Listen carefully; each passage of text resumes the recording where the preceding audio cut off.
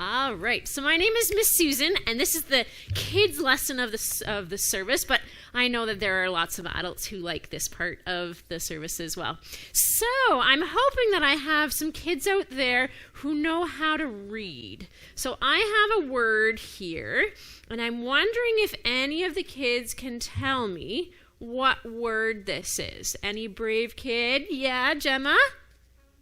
It says friend. Good. And I know I had a hand up back there. Sorry I didn't get to everyone, but yes, friend. It says friend. And today we're going to be talking about some of the friends that Jesus had when he lived on the earth. So I'm sure that some of the kids here have heard about Jesus' disciples. So there were 12 men who they lived with Jesus, they learned from Jesus, they traveled with him, they were together all the time. So as much as they were like his students, right, I said they like learned from him, they were also his friends. Because if you spend that much time with someone, you get to know them really well.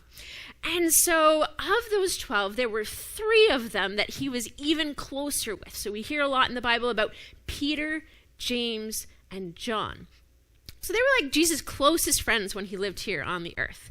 And of Peter, James, and John, there's one that we hear about even more than the others, and that was Peter. So we hear a lot about Peter in the Bible. And so we know that Jesus and Peter were very good friends. And so we're going to talk about there's many stories about Peter and Jesus, but we're going to talk about a couple of them today. And so the first thing we're going to start off with is near the end of Jesus' time on the earth. So Jesus is about to be arrested, and then after that he will be crucified. And Jesus is having supper, a dinner with his disciples. We call it now the Last Supper. And during that, Jesus has a conversation with Peter.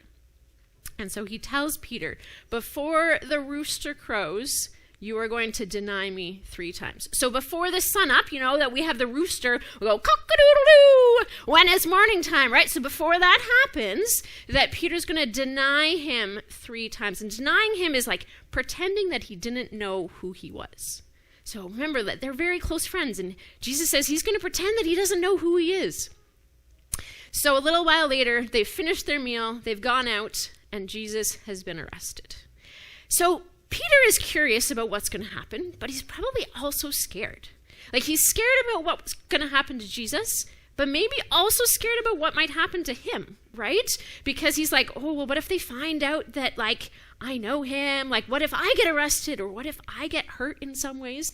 So he kind of follows along to see what's going to happen, but he follows at a distance because he's like, I'm kind of scared. So Jesus ends up getting taken to the high priest. And so Peter ends up in the courtyard outside of the high priest's home. And there is one of the servant girls comes up to him and says, you're not one of Jesus' disciples, are you? So what do you think he's going to say? So remember, Jesus said, you're going to pretend that you don't know me. And this is when it happens. So Peter says, no, I'm not one of his disciples. So then next, he is like warming himself by the fire because it's cold, it's outside, it's nighttime. And so he's getting himself warm, and then someone else comes up to him and says, you're not one of his disciples, are you? And he says it again. He says, nope, that's not me. I'm not one of his disciples. And then the last time, there is one of the high priest's servants that comes up to him and, didn't I see you in the olive grove with him, which is where Jesus got arrested? And he's like, nope, you must have been thinking about someone else. That's not me. Not much of a friend anymore now, right?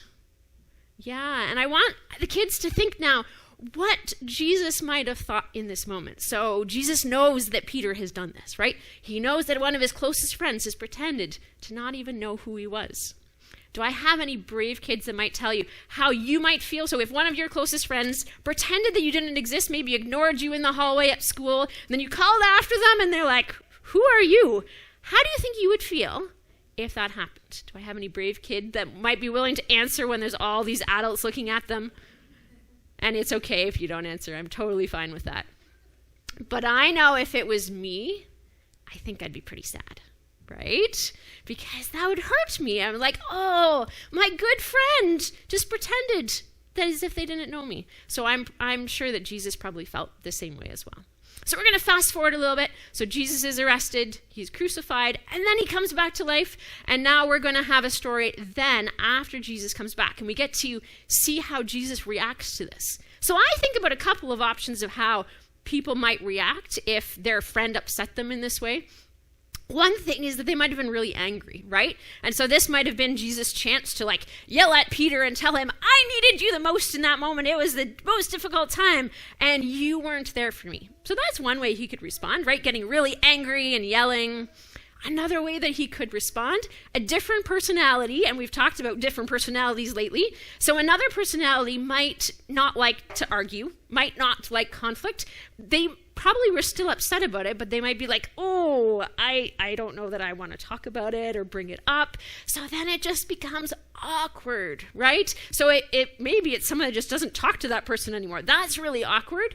Or it's just you talk, but it's just not the same. The friendship isn't what it was, right? So that's maybe two options of how Jesus could respond.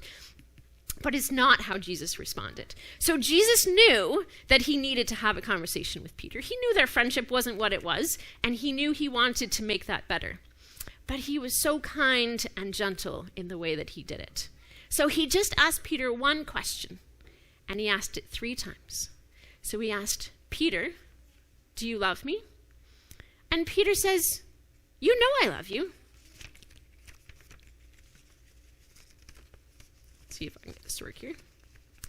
And then he asked the question again, Peter, do you love me? And Peter says, you know I love you, Lord.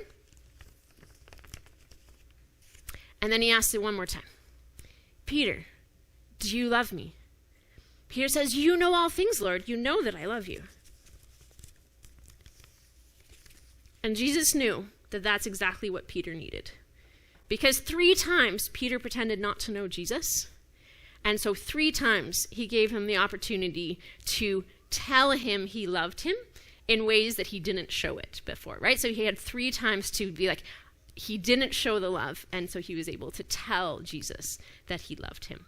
So Jesus knew that that conversation needed to happen and that that friendship needed to be restored. So we can learn from that. We can always learn from Jesus and how he does things. That maybe this week, maybe you have some sort of a difficulty with a friend, and I want to encourage you to be brave to talk to them about it, but also to be kind and gentle in that conversation. So that's the end of the lesson, and now the kids can go upstairs with Miss Mary.